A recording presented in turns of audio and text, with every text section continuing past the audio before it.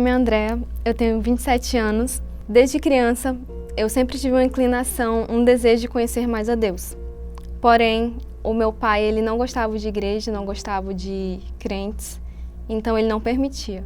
Quando eu fiz 9 anos de idade, a Thaís, uma vizinha minha, passava em todas as casas convidando as crianças para ir para a célula. E aí eu disse, eu vou. O meu pai estava trabalhando e eu fui. Era uma célula à tarde, no sábado. Chamei a minha irmã e a gente foi. Chegando lá, a gente gostamos do lanche, gostamos das pessoas. E no decorrer disso, nós ficamos cerca de 6 meses indo para a célula todo sábado, só não ia se a gente estivesse doente. E era algo muito incrível, assim. Lá nós conhecemos a palavra de Deus, nós conhecemos o que era oração, quem era o Espírito Santo, quem era Jesus, quem era Deus.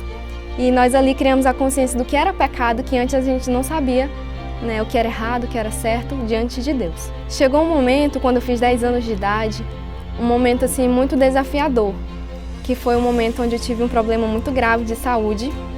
Eu senti uma pontada na barriga e eu não contei nada para minha família porque eu pensei que era algo bobo.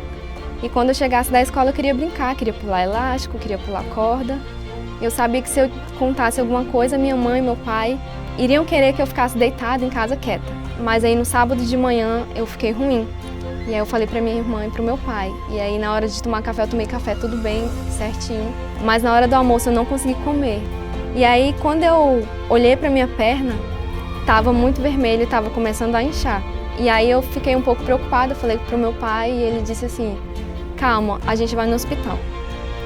Só que chegando no pronto-socorro, tinha muitas pessoas chegando já com casos assim, aparentemente mais graves do que o meu e eram sempre atendidos na minha frente. Quando eu fui atendida, eu fui direto, né, para a internação, colocaram o soro e ninguém conseguia descobrir o que eu tinha.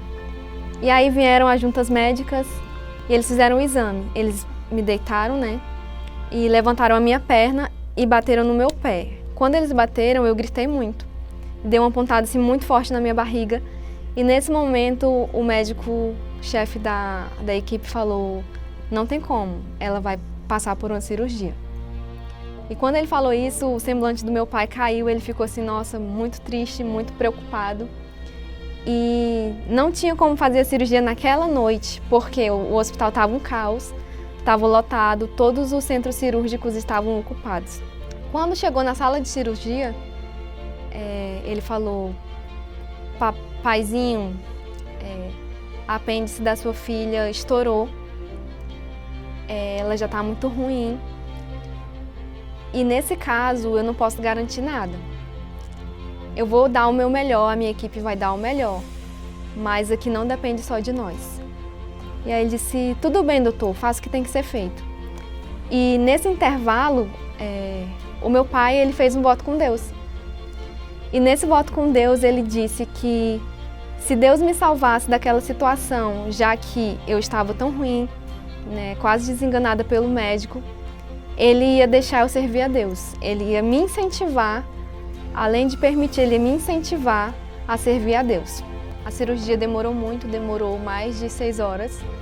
E a enfermeira veio e ela não veio sorrindo. E aí o meu pai foi lá e disse, e aí, deu certo? A minha filha tá bem? Ela disse, sim, deu certo, mas ela não sorriu. E aí o meu pai disse, não, tem alguma coisa errada.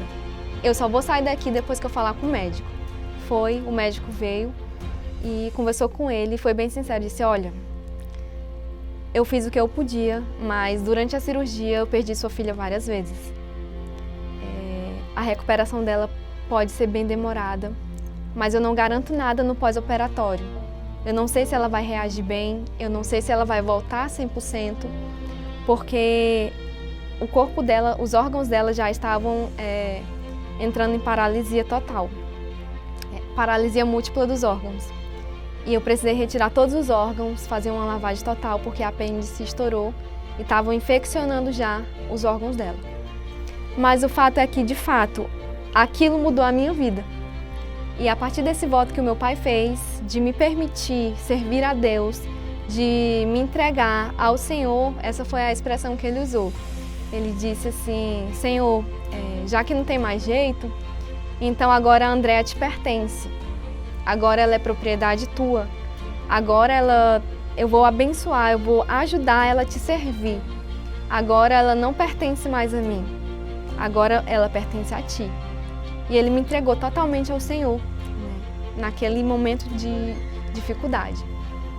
E eu fico olhando assim que tudo isso foi para glorificar o nome de Deus, porque se não fosse esse marco, ainda que foi um marco muito desafiador, muito difícil, o meu pai, ele não teria me permitido vivenciar nos próximos anos após esse acontecimento tudo que eu já vivi com Deus, todos os milagres. Esse foi só o primeiro milagre que Deus fez na minha vida.